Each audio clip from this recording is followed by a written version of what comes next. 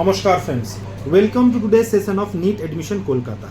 তো ফ্রেন্ডস, আজকে এই ভিডিওতে আমরা ডিসকাস করব, ডিটেল অ্যানালিসিস করব যে কোর্টে পুরো দিনে কি হয়েছে, আর এবার নেক্সট আমাদের প্ল্যান মানে কি আমরা করতে পারি, এবার আমাদেরকে কি করা উচিত।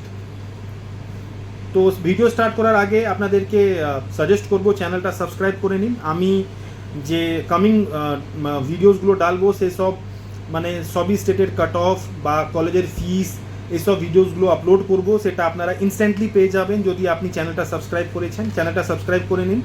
কাউন্সেলিং রিলেটেড সবই ভিডিও আমি এখানে আপলোড করব। যদি আপনারা কাউন্সেলিং রিলেটেড কোনো ইনফরমেশন চান, যে নাম্বারটা দেওয়া হয়েছে এই নাম্বারে হোয়াটসঅ্যাপ করে বা কল করে আপনি ইনফরমেশনটা নিতে পারেন। আমাদের অফিসটা কলকাতায় অ্যাভেলেবেল আছে, আমাদের অফিসে ভিজিট করে এখানে আপনি ডিসকাস করতে পারেন। রেজিস্ট্রেশন থেকে সিট অ্যালটমেন্ট অবধি প্রপার পুরো প্রসেসে আমরা গাইড করি। আর আপনারা যদি আমাদের সার্ভিসেসটা অ্যাভেল করবেন, আপনার মার্কসে বা র্যাঙ্কে আপনি বেস্ট কলেজ পাবেন তার অ্যাসিওরিটি আমরা আপনাদেরকে প্রোভাইড করব। স্টার্ট করি আজকের ভিডিও। দেখুন, এটা এক্সপেক্টেড ছিল যে রিনিট হবে না। মানে আমি অনেক দিন থেকে সুপ্রিম কোর্টের যে পুরো সেশনটা আছে সেটা ফলো করছি। কালকেও করেছিলাম, এর আগে যে ডেট ছিল তখনও করেছিলাম, 8 জুলাই থেকে রেগুলারলি ফলো করছি।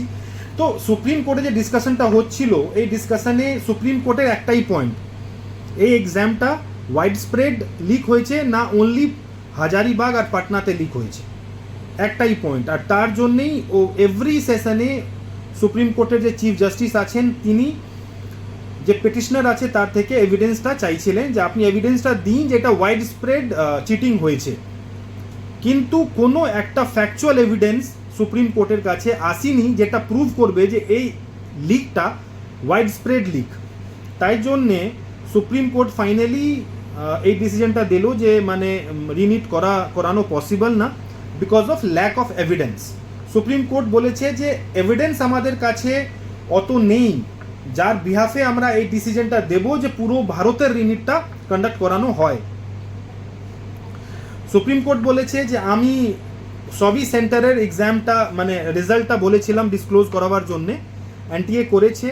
আর এর মধ্যে 3-4টা সেন্টারকে ছেড়ে আর কোনো সেন্টারে এরকম সার্চ দেখা যায়নি যেখান থেকে এই জিনিসটা প্রুভ হবে যে এটা ওয়াইড স্প্রেড লিক হয়েছে। 3-4টা সেন্টার মধ্যে একটা কোটার সেন্টার আছে, একটা সিকারের সেন্টার আছে। অলরেডি 2022-এ 23-এ বা 21-এ এখানে খুব ভালো রেজাল্ট হয়েছিল, কেননা এগুলো এডুকেশন হাব, এখানে অনেক কোচিং সেন্টার আছে আর পুরো ভারত থেকে বাচ্চা এখানে তৈরি করে, তাই জন্য এই সেন্টারগুলোর মধ্যে ভালো পারফরমেন্সটা হয়েছে। আবার সুপ্রিম কোর্ট বলেছে যে আইআইটি মাদ্রাসের যে রিপোর্ট সেটাও প্রুভ করছে যে এরকম কিছু হয়নি, মানে এরকম কোনো সার্চ ইন র্যাঙ্কিং মানে একটা পার্টিকুলার সেন্টারে বা কোনো রেশিওর মধ্যে কোনো সার্চ হয়েছে সেটা কোনো কিছু প্রুভ হচ্ছে না। সিবিআই যে এভিডেন্সটা দিয়েছে সেটাও বলছে যে এখন অবধি যে ইনভেস্টিগেশনটা কমপ্লিট হয়েছে এই ইনভেস্টিগেশনতে এটা প্রুভ হয় না যে এটা ওয়াইড স্প্রেড লিক। তো সিবিআই যে এভিডেন্সটা দিয়েছে মানে তাকে মেনে চলছে কোর্ট, যে মানে সিবিআই বা আইআইটি মাদ্রাস বা যে এই রেজাল্টটা সেন্টার ওয়াইজ শো করেছে এর মধ্যে কোথাও এই জিনিসটা প্রুভ হচ্ছে না যে এই লিকটা পুরো ভারতে হয়েছে। এই লিকটা হয়েছে সেটা অ্যাকসেপ্টেবল, কিন্তু এটা অনেক 150 থেকে 200 বাচ্চার ইম্প্যাক্ট করেছে, তাই জন্য 24 লাখ বাচ্চার এক্সামটা আবার করানো পসিবল না। তারপরে সুপ্রিম কোর্ট ওই যে কোশ্চেনটার কাল ডিসকাশন হয়েছিল ওই কোশ্চেনের ওপরে ডিসকাশন করে যে এর যে প্রপার আনসারটা আছে তাকে অ্যাকসেপ্ট করে আবার রেজাল্টটা দেবে, মানে হয়তো কালকে বা পরশুদিন নিউ রেজাল্ট চলে আসবে আপনাদের। আর ওই মধ্যে র্যাঙ্কের কিছু তফাৎ আপনি দেখতে পারবেন, স্পেশালি যে স্টুডেন্টসগুলো বর্ডার লাইনে আছে তার জন্য অনেক ইম্প্যাক্ট করবে এই জিনিসটা, কেননা 5 নম্বর কম হলে বা বেড়ে গেলে মানে অনেক ইম্প্যাক্ট করবে। যার র্যাঙ্ক মোটামুটি জেনারেল ক্যাটেগরিতে 45,000 ছিল বা 50,000 ছিল বা 45,000 ছিল, ওদের জন্য এটা অনেক ডাইসি সিচুয়েশন, কেননা 5 নম্বর অনেক হয় আর ওর মধ্যে র্যাঙ্ক ওপর নিচে হতে পারে।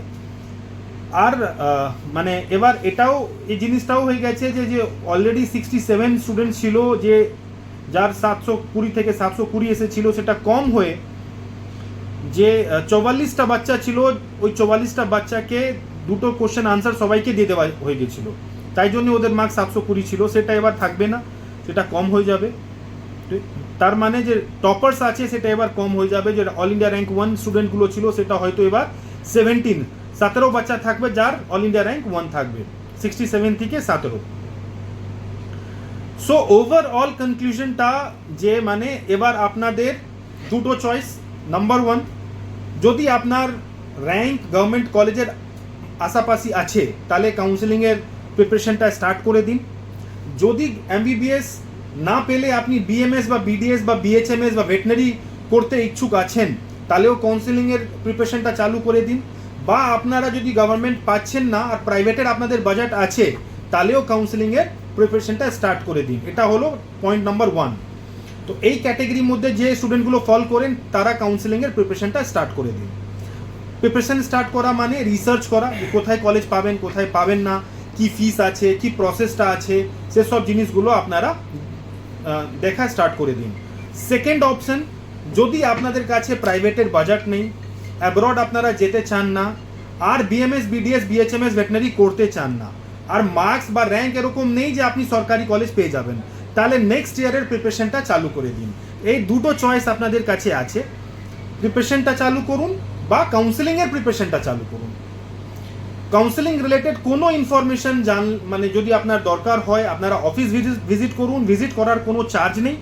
অফিস আসুন, অফিসে আমরা ডিসকাস করব আপনার র্যাঙ্কে আপনি কি পাবেন, কোন কলেজ পাবেন, কি ফিস হবে, পুরো প্রসেসটা আমরা গাইড করি রেজিস্ট্রেশন থেকে সিট অ্যালটমেন্ট অবধি। তো আপনি কলকাতায় এসে আমাদের অফিসে ভিজিট করতে পারেন। অ্যাড্রেস চাইলে এই নম্বরে হোয়াটসঅ্যাপ করুন যে স্যার আমাকে অ্যাড্রেসটা পাঠান, আমি অ্যাড্রেসটা পাঠিয়ে দেবো। আর যদি আপনি ফোনে ডিসকাস করতে চান ফোন করে ডিসকাস করতে পারেন। এই ভিডিওতে এইটুকু, আর এরকম ভিডিও জানতে থাকবো। নমস্কার।